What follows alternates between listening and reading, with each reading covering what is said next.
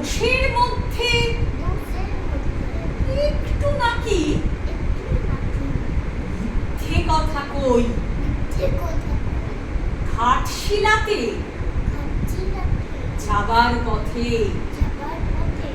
Train ছুটছে যখন মায়ের কাছে বাবার কাছে করছি বকম বকম। হঠাৎ দেখি, তুই আমার দিকে তাকা, হঠাৎ দেখি মাঠের মধ্যে চলন্ত সব গাছে এইদিকে এক এক রকম রকম ভঙ্গি ফোটে, হো ভঙ্গি ফোটে,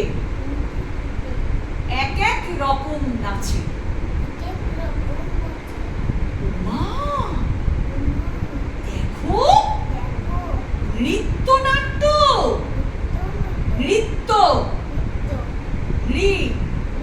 নৃত্যনাট্য। যেই বলেছি আমি, মা বকে দেয়, বড্ড তোমার, জোরে বল, বকছে মা, মা কিভাবে বকে, বড্ড তোমার বেড়েছে ফাজলামি। চিড়িয়াখানার নাম জানো তো? চিড়িয়াখানার নাম জানো তো? আমার সেজো মেশো আদর করে দেখিয়েছিলেন পশুরাজের কেশর। কদিন পরে চুল খসানো দেয়াল জুড়ে একই ঠিক অবিকল সেই রকমই মূর্তি যেন দেখি ক্লাসের মধ্যে। যেই বলেছি সুরঞ্জনার কাছে, জানিস আমার ঘরের মধ্যে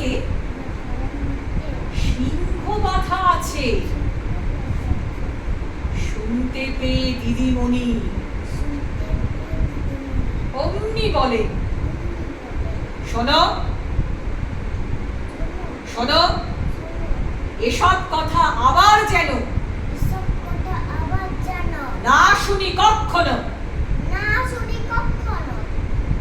বলি না তাই সেসব কথা,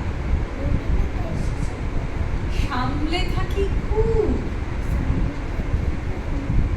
কিন্তু সেদিন হয়েছে কি, কিন্তু সেদিন হয়েছে কি, এমনি বেয়াকুব আকাশ পারে আবারও চোখ গিয়েছে আটকে। শরৎ মেঘে দেখতে পেলেন রবীন্দ্রনাথ।